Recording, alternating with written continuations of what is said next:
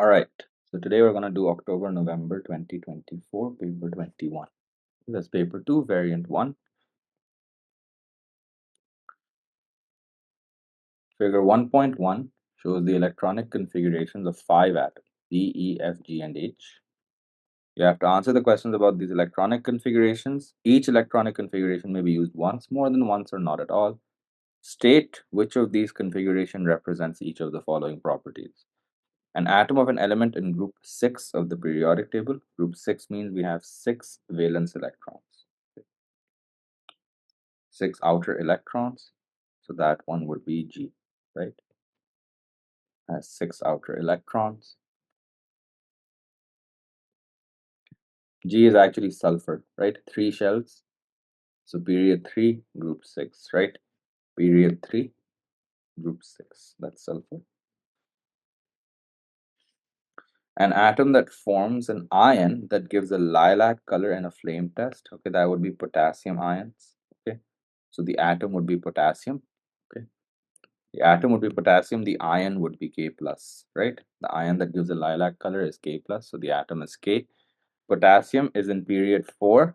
Okay, it's in period 4 and it has only one outer shell. So it has 4, again, period number, 4th row, means it has 4 shells, and group 1 means it has one outer electron. Okay, 4 shells, one outer electron. So that has to be H, right? 1, 2, 3, 4 shells. Okay, 4 shells and it just has one outer electron. Okay, H. An atom of a monoatomic gas. The only monoatomic gas that we've learned about are noble gases, right? They have a complete outer shell, okay? Because that's why they form monoatomic, means they don't form molecules because they don't form bonds, right? Bonds नहीं बनाते ये लोग. तो इनकी जो molecules होती हैं, they're monoatomic. They don't form diatomic or polyatomic molecules. So they have a complete shell, right? Complete outer shell means अगर सिर्फ एक shell है तो 2 इलेक्ट्रॉन होंगे, but एक shell वाला तो यहाँ कुछ भी नहीं है. अगर multiple shells है तो outer electron में there should be 8 electrons, right? Which would be F, right? Complete outer shell. That would be neon, okay? Neon is atomic number 10, so it has 10 electrons, right? 2,8. Complete outer shell. So that would be F. An atom of an element that is used in the treatment of domestic water supply to remove tastes and odors. This is carbon. Carbon is in group 4. It's in the second period, right? So it has the configuration 2,4. 4 outer electrons is 2 shells. It has total of 6 electrons. So carbon is 2,4, which would be E, right? 2 and then 4. Okay. An atom that forms a stable ion by losing 2 electrons. Loses 2 electrons means it's in group 2.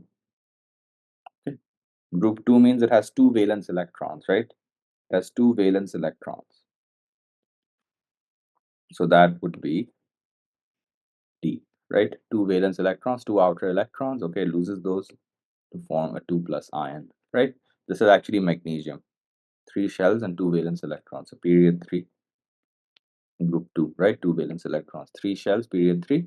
And then group 2, 2 valence electrons. Okay, so that would be D. Okay. And then reduce the number of protons and neutrons in the chromium atom. The number of protons is just given here. That's 24. Okay. And then in the neutrons is this 53 is protons plus neutrons. Okay. So neutrons would be 29. Okay. This would be 53 minus 24. The difference between the mass number and the proton number. Okay.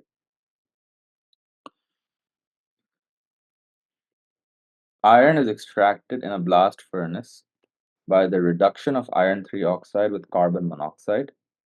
The reaction is a redox reaction. State the meaning of the term redox reaction.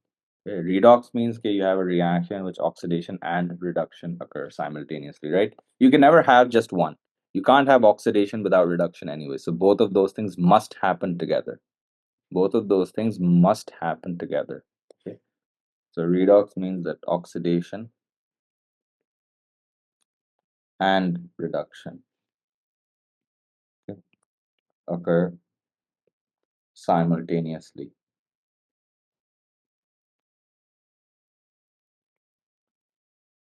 Explain how carbon monoxide acts as a reducing agent. Now remember, reducing agents undergo oxidation, right? You see how it undergoes oxidation, right? It gains oxygen. You have one oxygen here, you have two oxygens here, right? So it's gained oxygen, it's undergone oxidation, and it's reducing iron 3 oxide because it's taking away the oxygen from iron 3 oxide. So it takes away the oxygen from iron 3 oxide. So yeah, iron 3 oxide से oxygen लेता है, and that reduces iron 3 oxide, okay? And it undergoes oxidation itself, right? So what we can say is that it takes oxygen from Fe2O3 and reduces it, right? Okay, takes oxygen from Fe2O3 and reduces it, right? And itself gains oxygen, right? To undergo oxidation.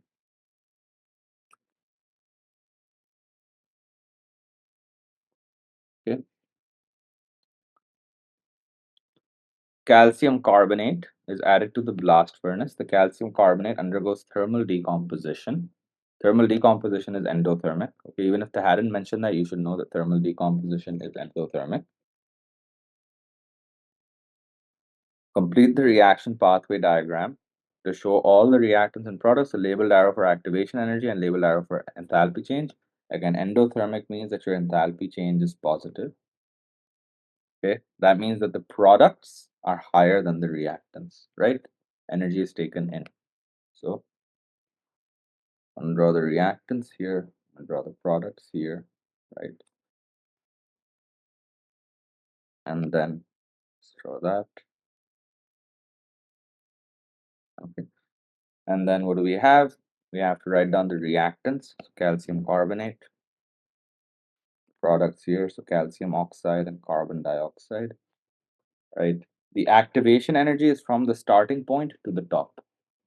Okay, from the starting point to the top. So your activation energy.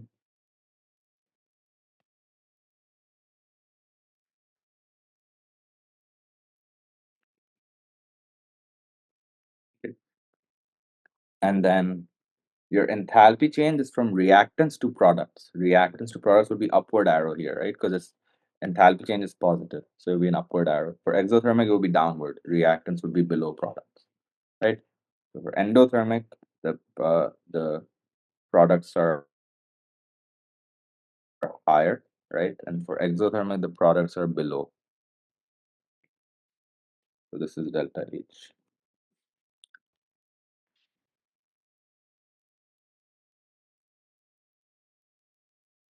Describe how slag is formed in the blast furnace. So if you guys remember how the extraction of iron works, right? First, you put in carbon. Carbon reacts with oxygen to form carbon dioxide. Then some of the leftover carbon reacts with carbon dioxide to form carbon monoxide, right? Then the carbon monoxide reacts with Fe2O3, right, to form iron. Okay, the calcium carbonate undergoes decomposition to form calcium oxide, and the calcium oxide can react with silicon dioxide, which is an impurity. It can react with silicon dioxide, which is an impurity, to form calcium silicate, CaSiO3. This is called slag, right? This is called slag. So basically, the calcium carbonate is used so that it forms calcium oxide, which can react with silicon dioxide. Okay, silicon dioxide is just an impurity present in the ore of iron. Okay, so we can say that the calcium oxide, okay, the calcium oxide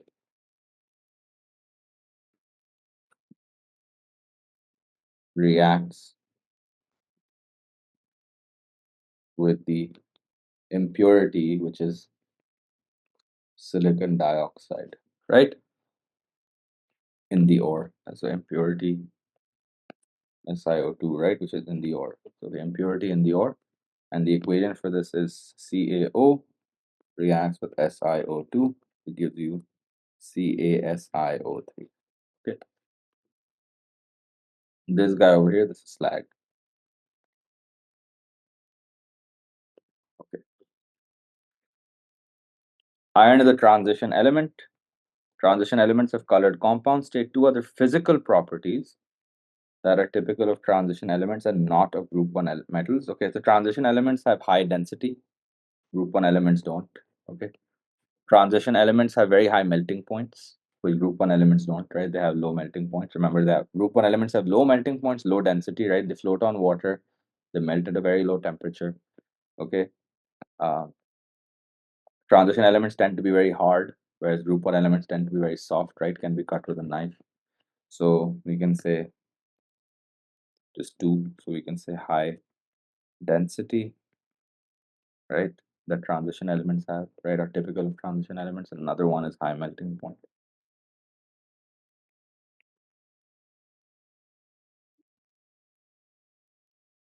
The equation shows the decomposition of iron pentacarbonyl in a closed container. Predict and explain what happens to the position of equilibrium when the pressure is decreased. Okay? Pressure is decreased. Okay. The temperature remains the same. Okay, so all you're doing is decreasing the pressure. Now, remember, an increase in pressure favors the side with fewer moles of gas. Okay, an increase in pressure will favor the side with fewer moles of gas. A decrease in pressure will favor the side with more moles of gas. We're just looking at gas. There's no gas here, right? It's a liquid. This is solid. We ignore solids and liquids. We only look at gas. More moles of gas on the right, okay? So write this down. Decrease in pressure will favor the side with more moles of gas. Okay, more moles of gas are favored. Why? Because if you decrease the pressure, right, remember equilibrium will shift in the direction that opposes the change. So if you decrease the pressure, you want to bring the pressure back up. Oppose the change का मतलब क्या होगा कि अगर आप pressure कम करोगे दोबारा बढ़ाएंगे कैसे? इक्विलिब्रियम उस डायरेक्शन में जाएगा कि आप उल्टा करो. अगर आपने प्रेशर कम किया इक्विलिब्रियम दोबारा बढ़ाएगा. Right? So how do we increase the pressure again? By increasing gas. How do we increase the gas? By shifting to the right. When it moves to the right, more CO is produced. If more gas is produced, the pressure is increasing. Okay. So the position of equilibrium moves to the right. Okay, moves to the right, right? And the reason why is because the decrease in pressure favors the product side, right? Because it has more moles of gas, right? Which has more moles of gas. Okay, more moles of gas. You have to mention this, right? And because more moles of gas are produced, it will increase the pressure. This will oppose the initial decrease. You decreased it, now you want to oppose it. You want to bring it back up, right? So it product side which has more moles of gas, right? And this opposes the decrease in pressure, right? So you bring the pressure back up. The reaction can be used to produce iron. Describe and explain by referring to the equation how a sample of pure iron that is free from FeCO5 is produced from the equilibrium mixture. Okay. So by referring to the equation, how can you obtain pure iron? Okay. Now this one's a good question. So normally if you have an equilibrium, right? If you have an equilibrium, it's in a closed system. Closed system means nothing is allowed to escape, right? A closed system means nothing is allowed to escape, right? But what if I open the system? If I open the system, so let's say instead of a closed system, I had an open system. Which of these guys can escape? That was the carbon monoxide, right? Because it's a gas. So carbon monoxide can escape, right? Now, if carbon monoxide escapes, the amount of carbon monoxide goes down. Okay. Now, as the carbon monoxide escapes, the amount of carbon monoxide goes down, right? Again, equilibrium will shift in a direction to oppose that change. So if the carbon monoxide goes down, the position will move to the right. So more iron will be produced. And then more carbon monoxide will escape. So it'll go down further. And then again, equilibrium will shift further to the right. So basically, as the carbon monoxide keeps escaping, the equilibrium keeps moving to the right. As carbon monoxide keeps escaping, the equilibrium keeps moving to the right. Eventually, all the FeCO5 will react and you'll only have Fe at the end, okay, because you're allowing the carbon monoxide to escape. All right, so what we can say is that we can allow, right, the carbon monoxide to escape, right? By keeping the system open, right? Right? Or basically we can remove the carbon monoxide, right? Right, by keeping the system open, right? Hence, the equilibrium keeps shifting or keeps moving to the right, right?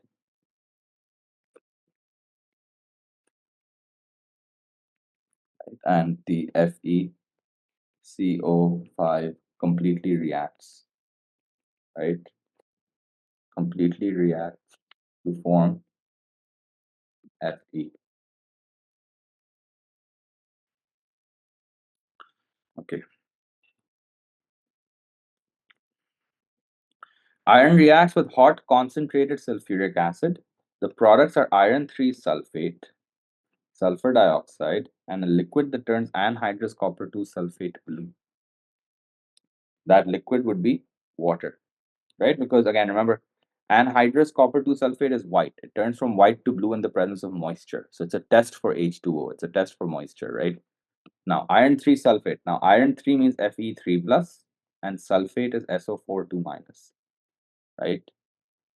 Fe3 plus, SO4 2 minus. So, iron 3 sulfate would be Fe2, Fe2, SO4 3.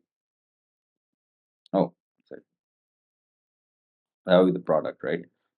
So we have iron reacts with hot concentrated sulfuric acid. Okay. Iron reacts with hot concentrated sulfuric acid. So that would be Fe and H2SO4, right? And the products are iron 3 sulfate. That would be Fe2SO4 3, right? So the charges need to balance. We have 3 plus here, we have 2 minus here. So that would be Fe2SO4 3. And then you have sulfur dioxide, which is SO2. Okay, and you have a liquid that turns copper 2 sulfate blue, that would be H2O, right? That would be H2O. So plus H2. Okay.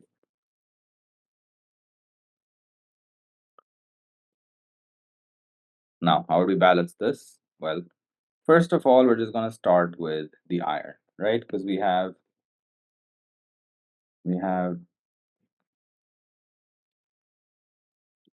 two irons here. We're going to want two irons over here. So that's the easiest one to balance. That will be 2. Okay.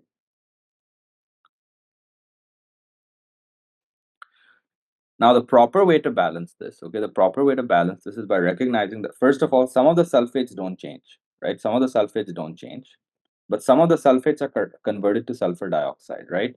So what I'm going to do is I'm going to take sulfuric acid first, okay? I'm going to take sulfuric acid and I'm going to try to find the oxidation number of sulfur, okay? The reason I'm finding oxidation number is because it's a redox reaction, right?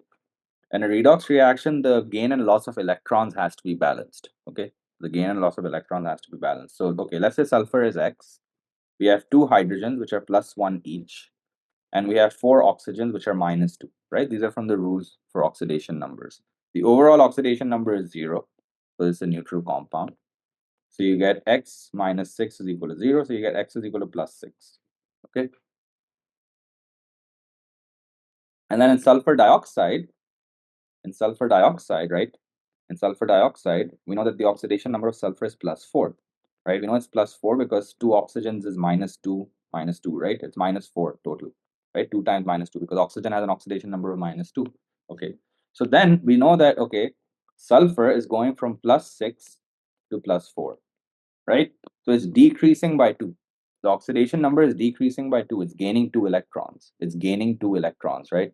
So the oxidation number is decreasing by 2, right? We're talking about this sulfate going to sulfur dioxide, right? Similarly, iron is going from 0 to +3, right? Iron is going from 0 to +3, right? Because it's iron 3. So iron is increasing by +3. Now that means if my gain and loss of oxidation numbers, like in my redox reaction, remember, sulfur is gaining 2 electrons, right? Its oxidation number is decreasing by 2. And iron is losing 3 electrons. Its oxidation number is gaining, increasing by 3. Okay. Now to balance this, okay, we can say that we're going to need 3 sulfur atoms for every 2 iron atoms. We're going to need 3 sulfur atoms for every 2 iron atoms. Why? Because 3 sulfur atoms will decrease by -6 in total, and 2 iron atoms will increase by +6 in total, right? Because each iron is increasing by +3. So we have 2 iron atoms. We have 2 iron atoms, right? Already. We have 2 iron atoms already. We're going to need 3 sulfur atoms, okay, for every 2 iron atoms. So this would be 3. Okay. And then the rest we can balance. So we have 3 sulfurs here, we have 3 sulfurs here. So that would mean we have 6 sulfurs on the left, right? So that would be 6. And then we have 6H2 here, right? We have 12 hydrogens, so we're going to need 6H2O. So that's the balanced equation. I don't know if you guys understood how I did that. That's a difficult balancing problem. This is the proper way to balance this. Like you get it right every time if you understand what I did here. Sir, I think मैंने normally it took me some time पर like हो गया. Huh. Yes. You can balance it through trial and error. That would be you would get it correct, but like this is the way to like guarantee that it's correct. That makes sense. Yes. Yeah. तो अगर redox reaction है तो आप ऐसे balance कर सकते हो, सही. So for any redox reaction, okay, you can just balance the equation based on the changes in oxidation number, right? Sulfur is gaining 2 electrons, right? If you're only talking about this sulfur, right? Because that's the one that's changing. So the sulfur sulfate is +6, sulfur over here is +4, so gaining 2 electrons, right? Gaining 2 electrons, and iron is losing 3 electrons, right? Iron is losing 3 electrons. That's why the oxidation number is increasing by 3, right? So we can say that we're going to need 3 sulfur atoms for every 2 iron atoms. Okay, we're going to need 3 sulfur atoms in SO2, right? Because that's the one that's changing for every 2 iron atoms. You already have 2 iron atoms here. Yeah. And therefore, we can say if you have 2 iron atoms, you're going to need 3 sulfur atoms, and you can balance it. This is how you can balance the reaction for any redox reaction. You can identify the atoms, right? The gain and loss of electrons, and then balance them. But you can also do this through trial and error, which is fine. It'll be a much more complicated equation to balance this one. Okay, but this is the proper way to balance it.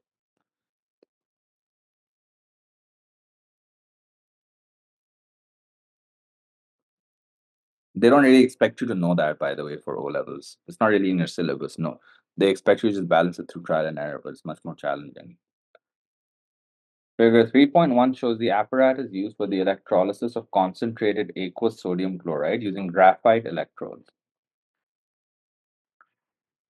So you've got concentrated aqueous sodium chloride. Label the cathode. The cathode is the negative electrode, right? That's where cations go. Okay. That's where cations or positive ions go. Explain why concentrated aqueous sodium chloride conducts electricity. Because it has mobile ions, right? Mobile ions, right, um, are free to move, right? Or you can say that ions that are free to move and can carry charge, right? And carry charge. Free to move and can carry charge. Name the product formed at the cathode. Remember, at the cathode, it will always be hydrogen except, okay, except when you have copper, silver, gold. Remember that, right? Cathode is always H2. Okay, always H2 except when you have copper, silver, gold ions present, right? So in this case, we don't have that, so it'll be hydrogen, right? At the cathode, we're going to have hydrogen, okay? Because again, this is concentrated, right? This is an aqueous solution. This is an aqueous solution. Aqueous mein cathode is always H2 except if you have copper, silver, gold. So then the product at the cathode is going to be hydrogen. Okay, read the question, it says name, so don't give the formula. Okay, I have to give the name. And then concentrated it. So remember, dilute at the anode. Okay, at the anode, just remember this, right? If it's dilute, the product is oxygen, and if it's concentrated, it's always going to be halogen. Okay, concentrate will always be halogen, right? So if you have chlorine, bromine, yeah, iodine present, okay, um, concentrate will always be halogen, dilute will always be oxygen. We have a halogen here, so we're going to get chlorine at the anode, which is already mentioned here. Okay, so chlorine is formed at the anode. Construct the ionic half equation for the reaction at the anode. Now remember, chloride loses electrons to form chlorine, right? Now for chlorine, we'll have to write Cl2 because we always have to write the elemental form. We always have to write the elemental form for the product, right? So if you have Cl minus, right, that's in group 7, so it's 1 minus, it's forming Cl2, so we're going to have 2 Cl minus. We're going to have 2 Cl minus, and then 1 chlorine is losing 1 electron, right, because it's 1 minus, and it's going to 0. If you have two chlorides, they're going to lose a total of 2 electrons. Okay. Graphite is suitable as an electrode because it conducts electricity. State one other property that makes it suitable. It is inert, right, or unreactive. Inert or unreactive. State the product formed at the cathode when molten sodium chloride is electrolyzed. That would just be sodium, right? Because molten may obviously you just have sodium, right? You don't have any hydrogen ions. Molten just means liquid. It's pure sodium chloride liquid, right? No water present. Sodium chloride liquid, no water present. Okay. The question is about alkanes and alkenes. But1-ene belongs to the alkene homologous series. Members of the same homologous series differ from one member to the next by a CH2 group and have similar chemical properties. State two other characteristics of a homologous series. Two other characteristics are that they have the same functional group. Okay, they have the same functional group.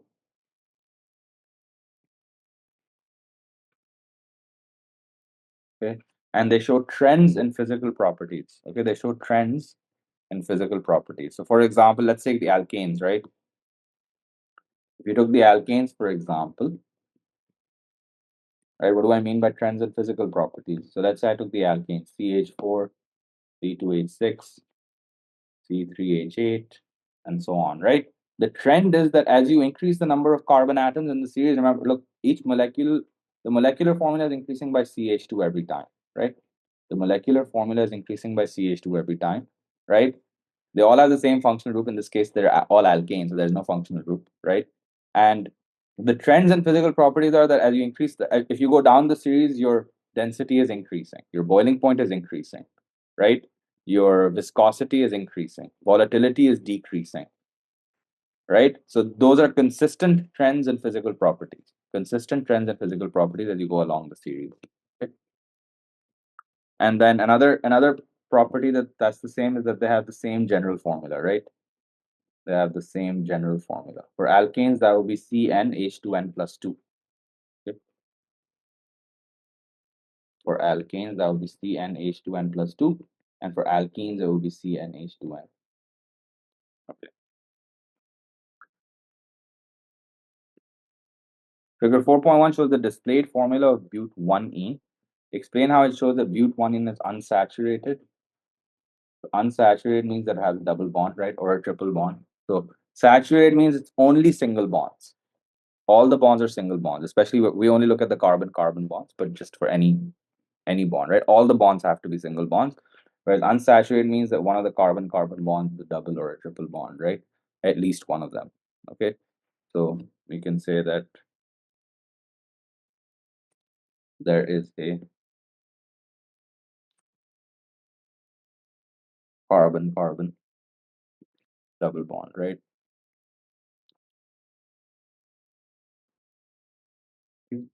Or alternatively, you can also say not all the carbon-carbon bonds. Okay. Not all carbon-carbon bonds are single bonds.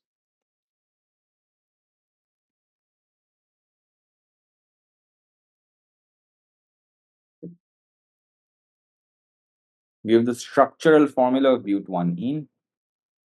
The structural formula is CH3, CH2, CH double bonded to a CH2, right?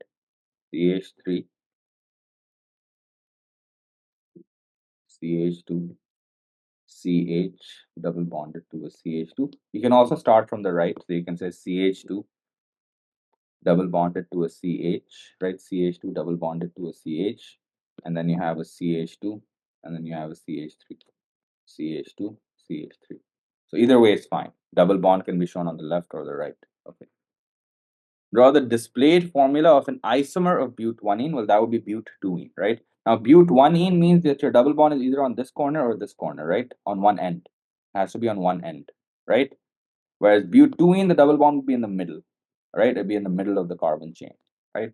So we have 1, 2, 3, 4. Double bond is in the middle, right? You got to make sure that every carbon has a total of 4 bonds. We have a single bond here, so we have 3 hydrogens. Now this carbon here has a double bond and a single bond, so 3 bonds are already made. So just 1 hydrogen, right? Because again, total bonds will be 4 because carbon has 4 valence electrons. Again, this carbon, 3 bonds are shown, so just 1 hydrogen. And then again, the carbon at the corner, just 1 bond, so it's going to have 3 hydrogens, right? To make a total of 4 bonds. So that's but2ene, right? That's but2ene. Displayed formula means all the bonds have to be shown.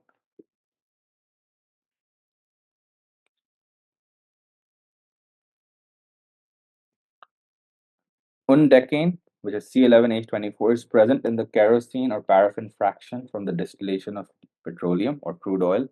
Give one use of kerosene.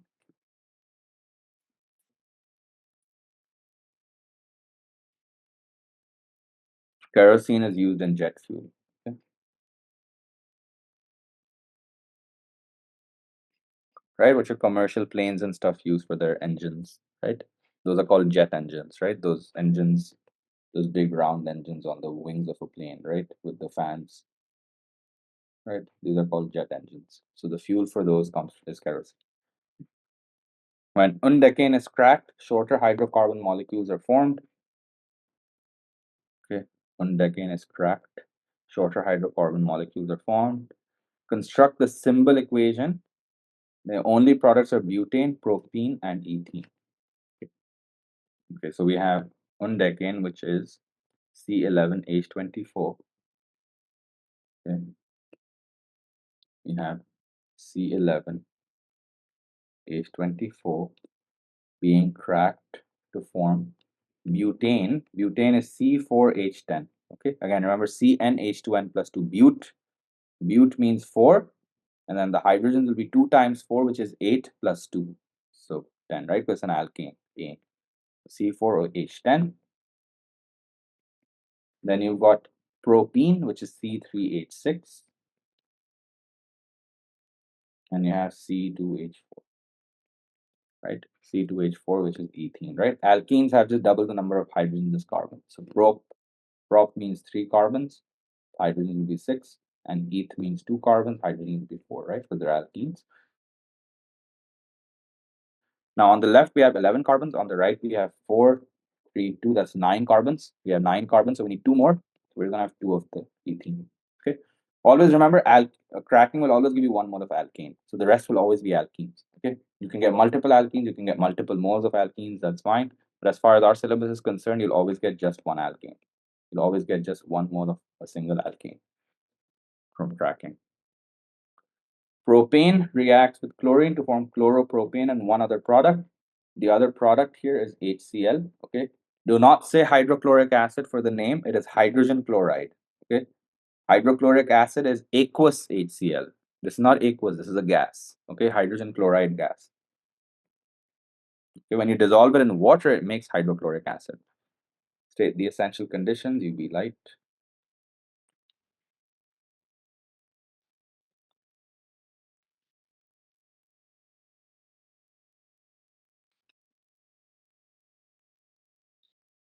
Ethene reacts with bromine at room temperature. This is an addition reaction. This is an addition reaction, right? The bond breaks and the bromines add on, right? So addition is basically when multiple things give you just one single product at the end, right? So this is an addition reaction. So alkenes undergo addition because they're unsaturated. Calculate the enthalpy change, use the bond energies. Now, the enthalpy change for a reaction is the bond energy of reactants minus the bond energy of products. Okay. Another way to think about this is the bond energy of the bonds broken minus the bonds formed. Okay. Bond energy of bonds broken minus the bonds made. Okay. In this particular case, it will be easier to use that. Okay. Broken minus made. So if you think about this, right, we have a double bond here that we're breaking, right? Because we don't have that at the end. So bond broken would be the carbon-carbon double bond and the Br-Br bond, right? That's what we're breaking. So the bonds broken are the carbon-carbon double bond and the Br-Br bond, right? You don't have to calculate all the bond energies of the reactants because it's the CH bonds remain as they are. The CH bonds remain as they are. So you can do that. You can add all of them in the reactants and then subtract all the ones for the products. Or you can just look at the ones that are broken, which is carbon-carbon double bond and Br-Br bond. Okay, those are the ones that are broken. So we have 612 plus Br-Br bond is 193. Okay. So that gives you 805. Okay. And then the bonds made are, you're making two of these CBr bonds and you're making a single bond, right? You're making a single bond between the carbons. Okay. You're making a single bond between the carbons. Yeah, those are the bonds being made. Okay. Write them again. Okay.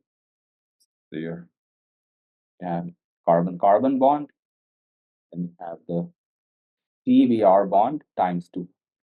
2 times the CBr bond, right? Because you're making two of those carbon-bromine bonds. Okay. So then carbon-carbon single bond is 347. 347.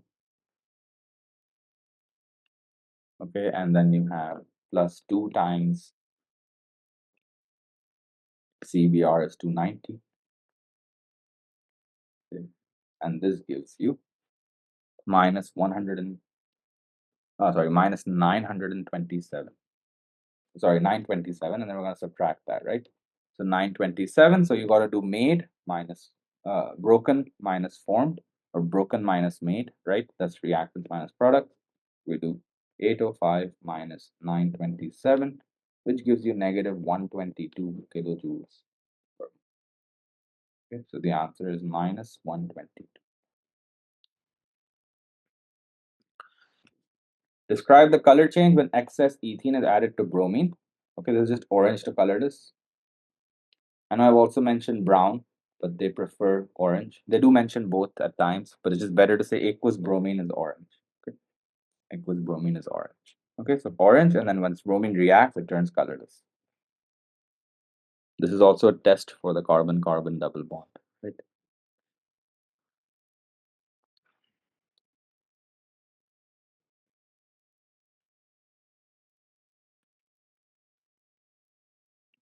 A student adds large pieces of copper 2 carbonate to dilute hydrochloric acid. The copper 2 carbonate is an excess. Complete the equation by adding state symbols for the products. So you have solid copper carbonate, HCl is aqueous hydrochloric acid. Copper 2 chloride is aqueous. Okay, because all chlorides are soluble except lead and silver. All chlorides are soluble except lead and silver. But all the other chlorides would be aqueous, right? Because you have aqueous, and you have water. H2O would be liquid and carbon dioxide would be a gas.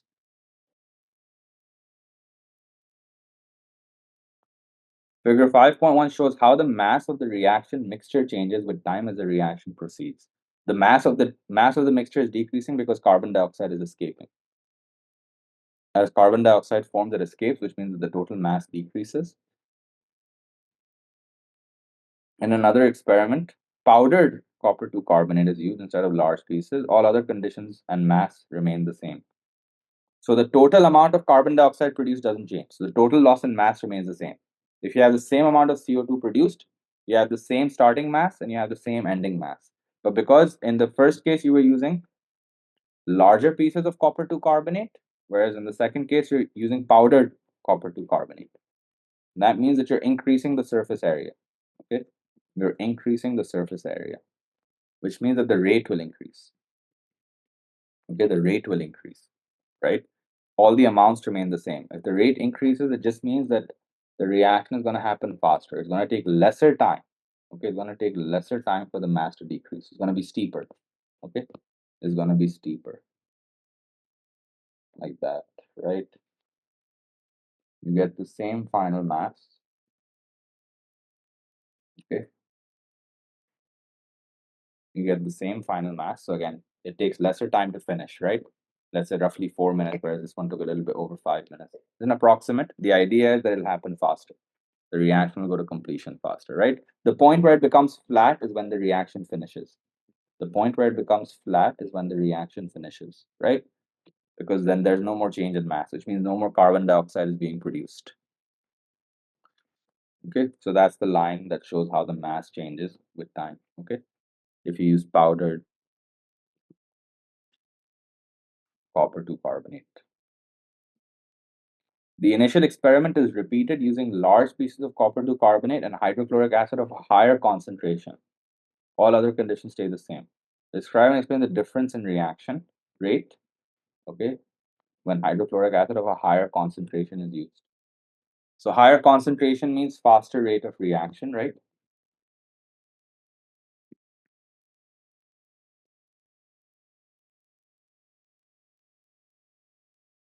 Remember, concentration is number of moles per unit volume. Higher concentration means you have more moles present per unit volume, right? So particles are closer together. So over here, we can say that we have more particles present per unit volume, right? Because higher concentration means more particles present per unit volume, right? Right. So they are closer together.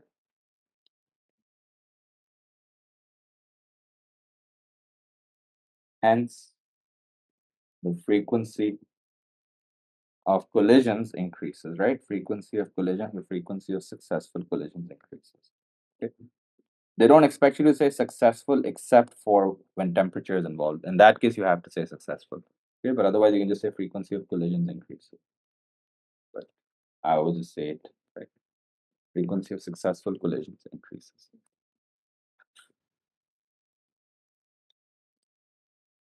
The next part says excess copper 2 carbonate is added to 22 cm cube of 0.5 mole per dm cube hydrochloric acid.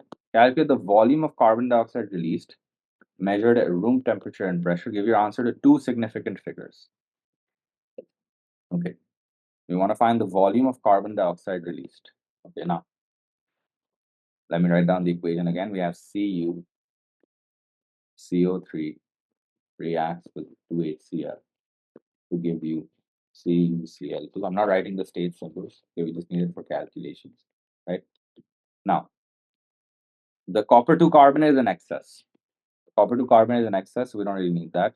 We have the concentration and volume of carbon hydrochloric acid, right? We have the concentration and volume of hydrochloric acid. So we can find the moles. Number of moles is concentration times volume.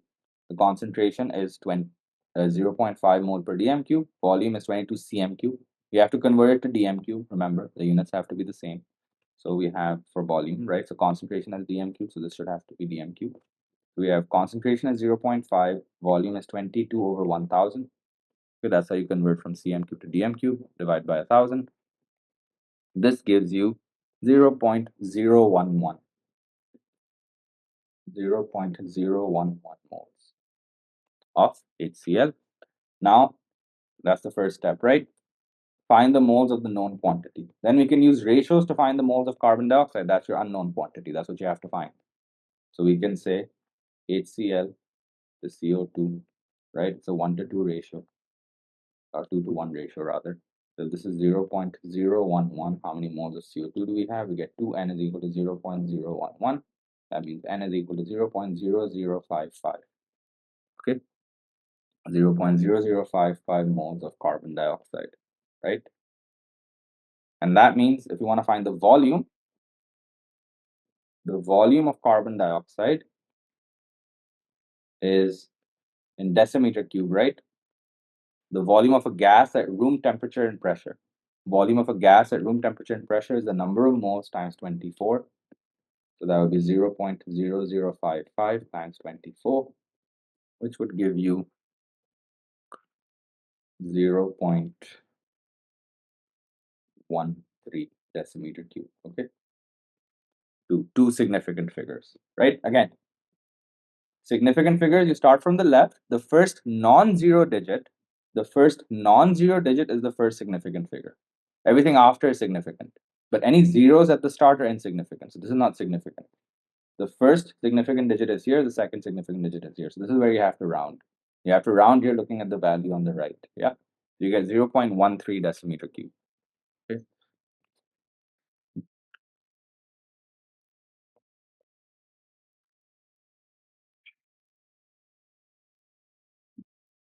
You get 0.132.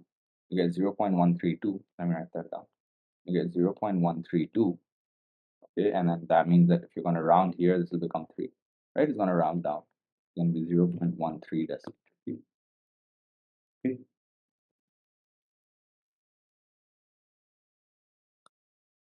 Describe the observations made when a few drops of aqueous ammonia are added to an aqueous solution containing copper 2 ions.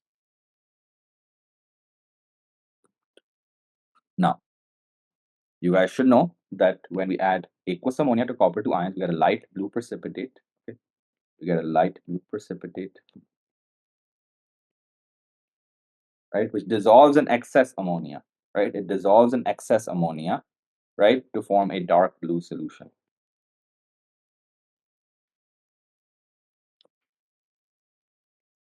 Okay? Dark blue solution forms.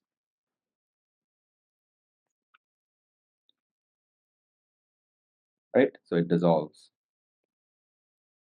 It dissolves to form a dark blue solution, right? Dissolves to form a dark blue solution, right? So when you add aqueous ammonia little by little, initially you see a light blue precipitate, and if you keep adding the ammonia, if it's in excess, right, then you see a precipitate form, which will then dissolve to form a dark blue solution. Okay.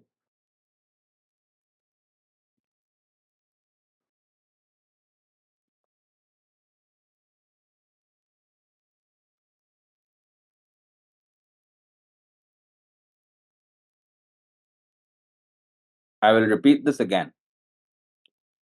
I'm sure you guys should know this by now. They will test you on tests for ions and gases and all that stuff in the theory paper.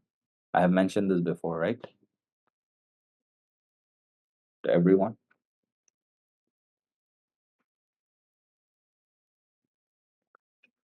You have to know them. Okay, आश्रय में नहीं रहना कि हम लोगों को ATP में मिलेगी वो बुकलेट, वो शीट, वो आपको एटीपी में मिलेगी, थियरी के पेपर में नहीं मिलेगी। आपको याद होना ज़रूरी है, सही है?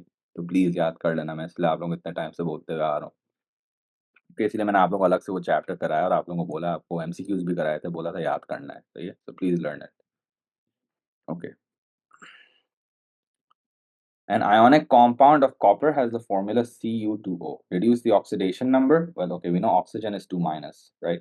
And you have 2 coppers, which means copper must be 1 plus. Okay, copper must be 1 plus. So plus 1 is the oxidation number, right? Describe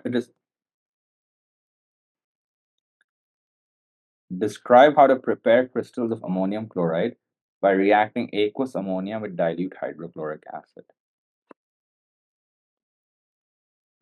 So you want to make ammonium chloride.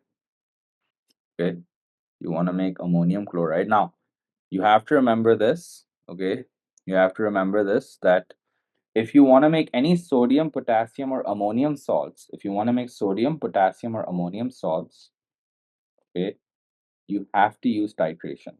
Okay, for any sodium, potassium, or ammonium salts, you have to use titration. So if you want to make an ammonium salt, okay, you have to use titration. Okay, as a method for preparation. So what we're going to do is we're going to perform a titration, right? Okay, so we're going to titrate. Okay, you can titrate aqueous ammonia with hydrochloric acid or the other way around. Okay, titrate aqueous ammonia with hydrochloric acid. Okay. Okay, so what I'm doing here is this, right? Aqueous ammonia with hydrochloric acid means ammonia is in the flask. Okay, ammonia is in the flask, and then I'm adding hydrochloric acid from a burette. Okay, I'm going to do this with an indicator.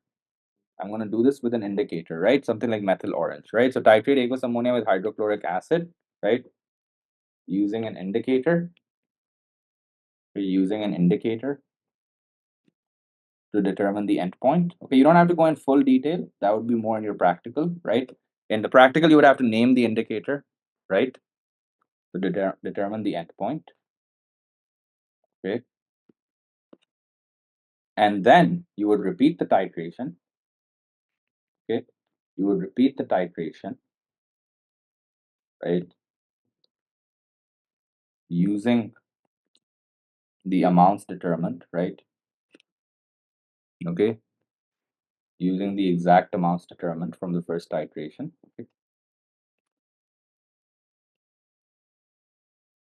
Using the exact amounts determined, right? Without an indicator, right? You're going to repeat the titration without an indicator because you don't want impurities present, right? And you have to use exact amount. Okay, that's why we do the first titration. We basically use the indicator to determine the endpoint, so we know exactly how much ammonia and HCl need to react. And once we've determined the exact amounts, right? Once we've determined the exact amounts of ammonia and HCl that need to react to form ammonium chloride, right? Once we've determined the exact amounts, then we can repeat it without an indicator. So if we have exact amounts, they'll react exactly. So in the end, you'll just have NH4Cl aqueous. You just have ammonium chloride and water, right? So you're gonna have just ammonium chloride and water at the end, right? In water. So you won't have any ammonia or HCl left over because you're using exact amounts, right? And then what are you gonna do? You're going to heat the final solution, right? In the flask, right? Heat the solution obtained to heat the solution, right? Until it is saturated. Okay. Until it is saturated. Because now your solution just has ammonium chloride and water. So you're going to evaporate the water, right? You're going to heat the solution to evaporate water. Okay, to evaporate the water until it is saturated, right? Okay, and then you're going to allow it to cool so that crystals form, right? Then you're going to allow it to cool so that crystals form. Allow it to cool until crystals form, right? And then at the end, you can just dry the crystals with a filter paper, okay? At the end, you can dry the, or rather, allow it to cool. They usually say leave it to cool. So leave it to cool until crystals form and then dry the crystals using filter paper.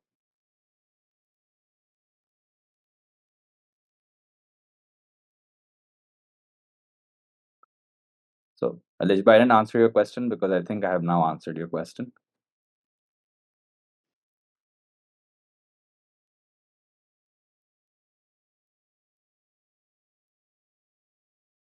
Yes. Have I now answered your question? Crystallisation से पहले ammonium chloride बनना होगा ना aqueous, फिर उसकी crystals बनाएंगे. तो उसको एक्वस अमोनियम क्लोराइड को कैसे बनाएंगे? By using titration. एक बार अमोनियम क्लोराइड बन गया फिर आप उस पर क्रिस्टलाइजेशन करोगे सोल्यूशन पे.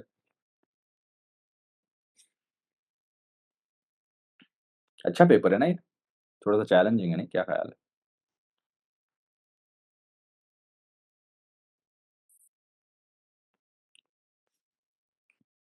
What do you guys think? Like this paper? No, I think it's a good paper.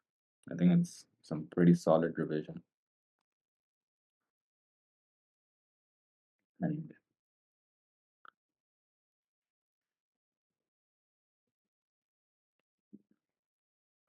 figure 6.1 shows the structure of zinc sulfide and disulfur chloride. Explain why zinc sulfide does not conduct electricity. Use the information in figure 6.1. Okay, does not conduct means it does not have any mobile electrons or ions, right? It does not have any mobile electrons or ions, right? No mobile electrons or ions are present. Yeah. Name one other physical property. It has a high melting point, right? Why? Because it's a giant covalent structure, right? You see zinc sulfide is very similar structure to SiO2, right? Very similar structure to SiO2 or diamond, right? Has a high melting point.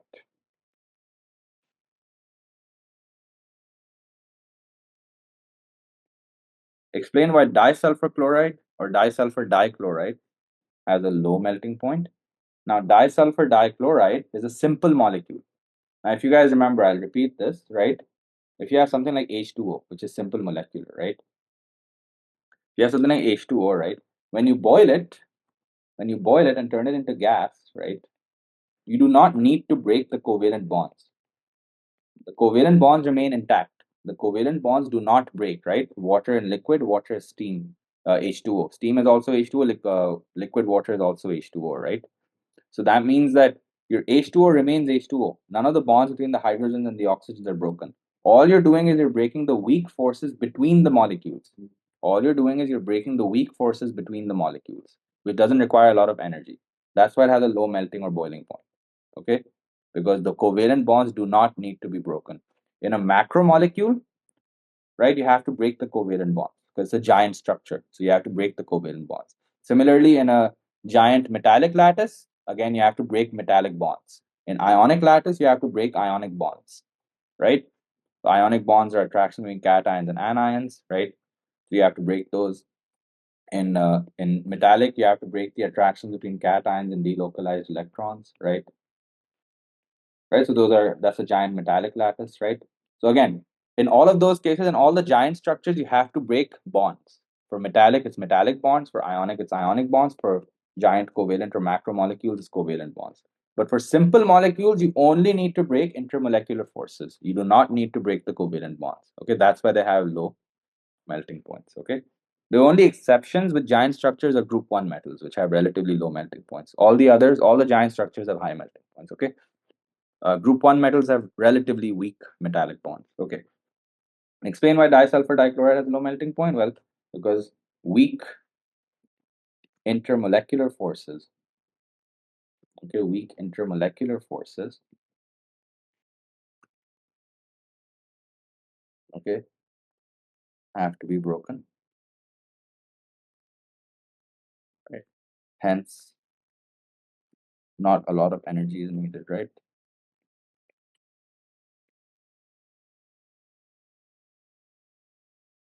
Right. To melt it. Okay.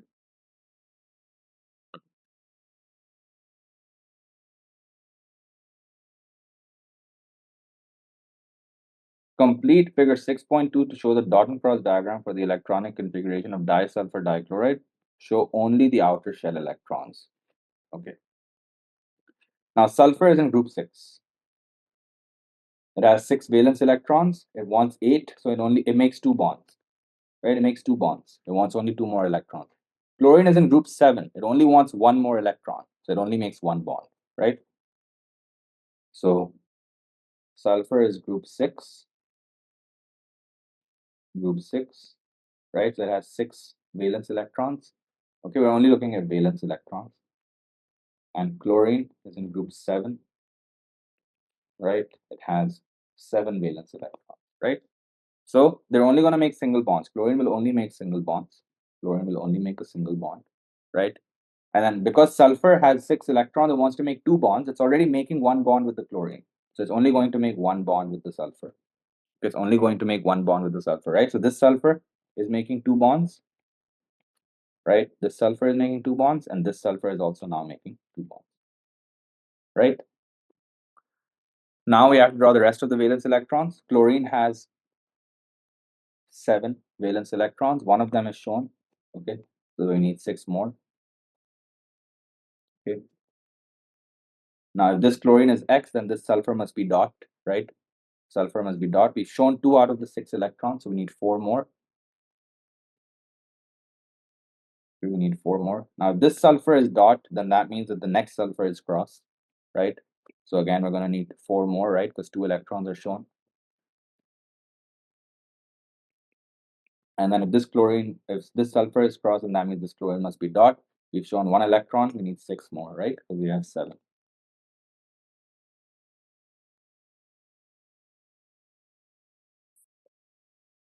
So that's the dot and cross diagram for S2Cl2. Disulfur dichloride reacts with water as shown. 13.5 grams of disulfur dichloride is reacted with 8 grams of water. Show by calculation that water is in excess. Okay, so first thing you have to do is find the moles of both. Okay, so remember the first thing we have to do is find the moles of both. So we have S2Cl2 and we have H2O. The moles is just the mass over the molar mass.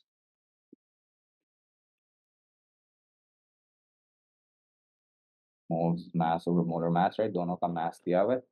So the mass of this is 13.5, right?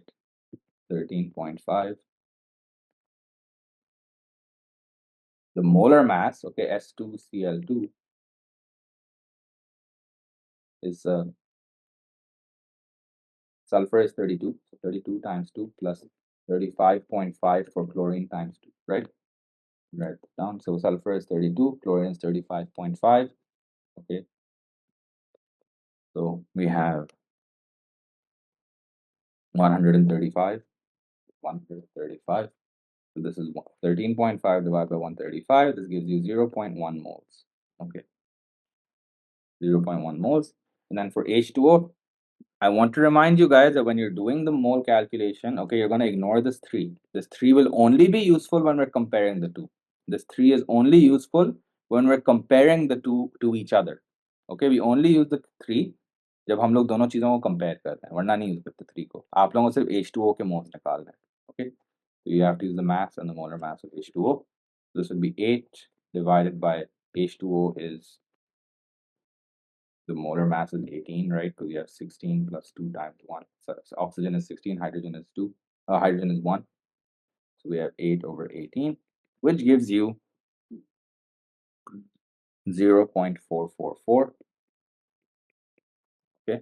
Now you have to show that water is in excess.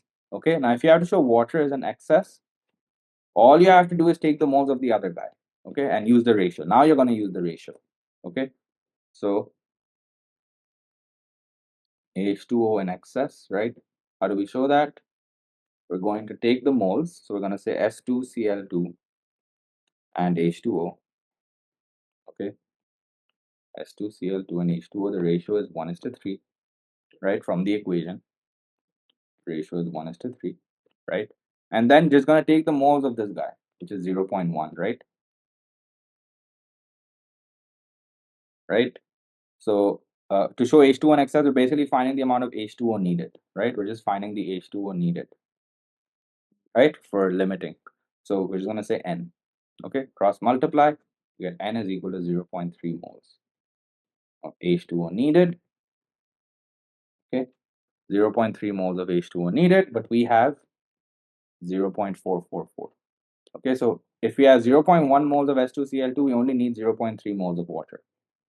We only need 0.3 moles of water, but we have 0.444, so it's an excess, right? But we have 0.444, hence it is an excess. Sulfur dioxide is an air pollutant. State one adverse effect of sulfur dioxide, acid rain. Okay. Describe 2 ways of reducing the emissions of sulfur dioxide. One is called flue gas desulfurization. Okay, that's basically when you remove sulfur dioxide from industrial gas, right? So, for example, if you have a factory, right, that's producing sulfur dioxide, right? To reduce this, we're going to use something like calcium oxide. Okay, calcium oxide will basically, or calcium hydroxide rather, right? This will react with the sulfur dioxide, so the sulfur dioxide won't make it to the outside. Okay, that's called flue gas desulfurization. Flue gas is just a fancy word of saying waste gas from factories. Okay, so flue gas desulfurization, and then the other method is just to use low sulfur fuels, okay, or limit the use of fossil fuels, or use renewable energy instead, right? Anything that makes a reference to reducing the amount of fuels, or reducing the amount of sulfur that's found in fuels. Okay. Propanoic acid can be represented by the formula CH3CH2COOH. Propanoic acid reacts with methanol to produce an ester. Name the ester formed and draw its displayed formula. So the ester, remember, the alcohol name comes first, so meth and then YL, right? The alcohol part comes first, so that will be meth, one carbon, and then YL. So one carbon alcohol, meth, and then you put a YL. So methyl, and then the acid part, three carbons, propanoic, so it's going to be methyl propanoate. Instead of saying oic acid, we just say O8. We have methyl propanoate. And then the displayed formula, I'm going to draw it like this. We have CH3, displayed formula. We have propanoic acid, okay? It doesn't matter if you show the acid on the left or the right. Usually we just draw it on the left, but you don't have to. Okay? So propanoic acid is this guy, right? Okay. And methanol is this guy, CH3, O, and then H. Now remember that the oxygen from the alcohol bonds to the C double bond O from the carbon. Oxygen from alcohol bonds to C double bond O from carbon, right? The acid loses the OH and the alcohol loses the H, right? Acid loses OH, alcohol loses the H, right? And this oxygen ends up bonding to the C double bond O, right? This oxygen from the alcohol bonds to the C double bond O from the acid, right? So that is the displayed formula for the ester. Okay? That is the displayed formula for the ester, right? And the other product is water, right? H and OH will combine to give you H2O. That's the answer.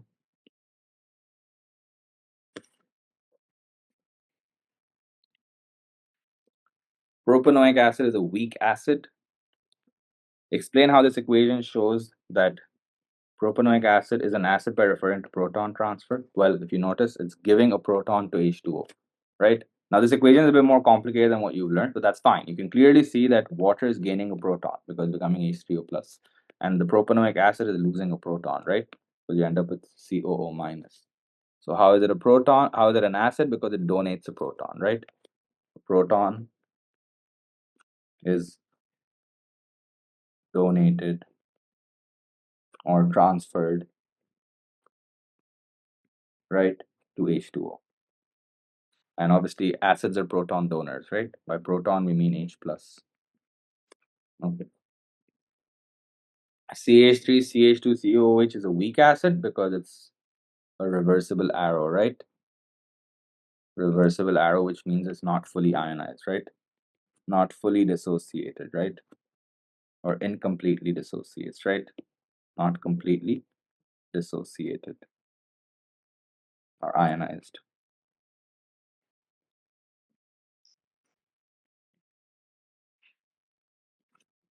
That's what the reversible arrow represents. Okay, only some of the molecules donate the protons. Most of the molecules remain like this. Propanoic acid reacts with magnesium. Name the two products of this reaction. So you have, I'm going to write down the equation. We have CH3, CH2, COOH reacts with Mg. Okay, and the products, okay, the products here are acid and metal react to form salt and hydrogen gas. Okay, we get salt and hydrogen gas. Okay, so the salt over here, again, remember this guy will lose a proton, so we end up with CH3COO minus. Magnesium is in group 2, so it forms a 2 plus ion. So we're going to need two of these, right? We're going to need two of these. So the salt will be CH3, CH2, COO minus, right? That would be, we will need two of those, right? and we're going to have Mg, and we're also going to get hydrogen gas. Okay, we're also going to get hydrogen gas. So we need two of these guys, right? So again, CH3CO is 1 minus, CH3CH2CO, and then magnesium is 2 plus. So you need two of this whole thing. This is the only case where we write the cation after the anion, okay? So this compound is called magnesium propanoate, okay? Magnesium, because we have to name it. So magnesium propanoate, okay? And the other product is hydrogen gas. The other product is hydrogen gas, okay? Magnesium is a solid at room temperature. Describe the motion and separation. Now, in a solid, the particles are only vibrating, right? The particles are only vibrating in fixed positions, right? Particles are only vibrating in fixed positions, right? So vibrate in fixed positions, right? And the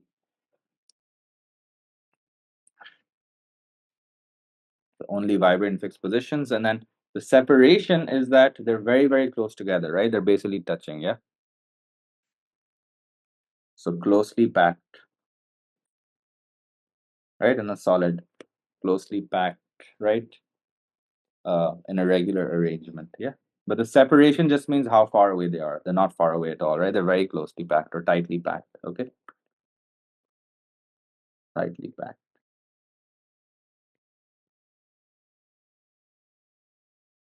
Okay. Figure 7.1 shows the simplified structures of two molecules that combine to form a polyamide. Complete the diagram to show the structure of two repeat units of this polyamide. Show all of the atoms and all of the bonds of the linkage. Okay.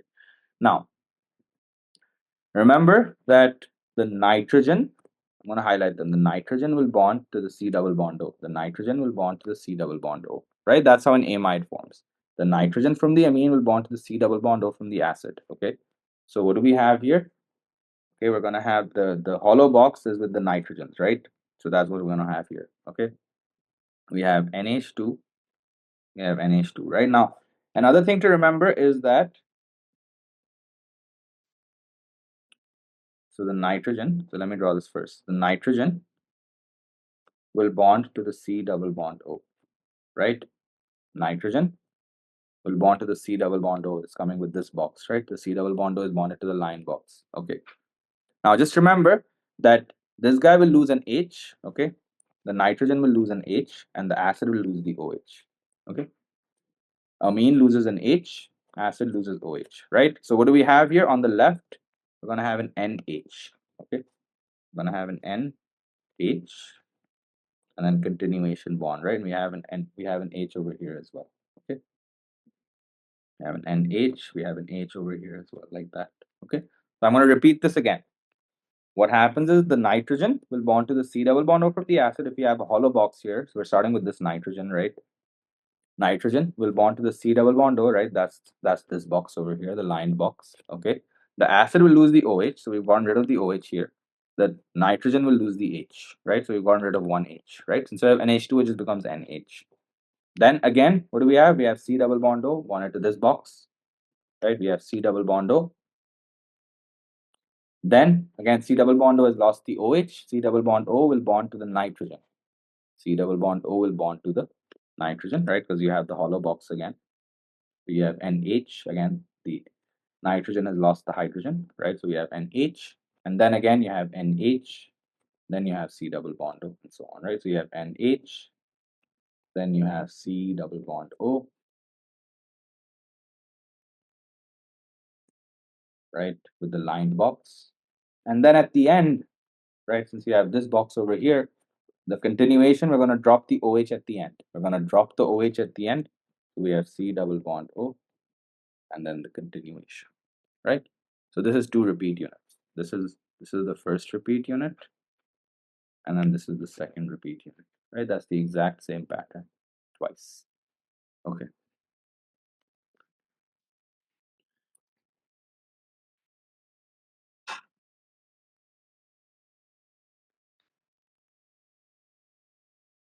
Polyamides or polymers. State the meaning of the term polymer. Okay, polymers are large molecules, okay, made up from made from smaller molecules called monomers, right? Made up from many smaller molecules called monomers.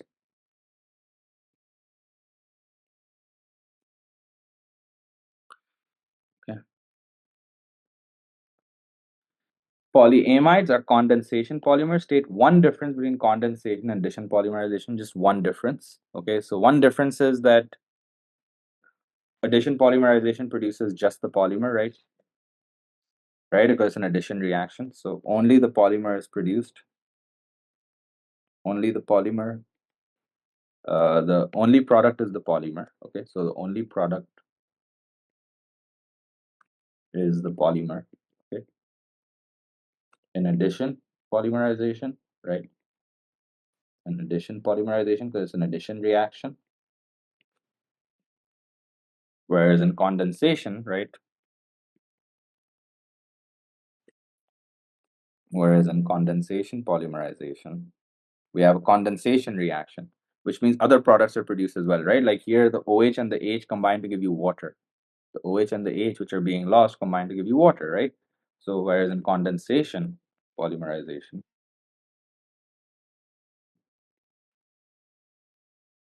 okay, the polymer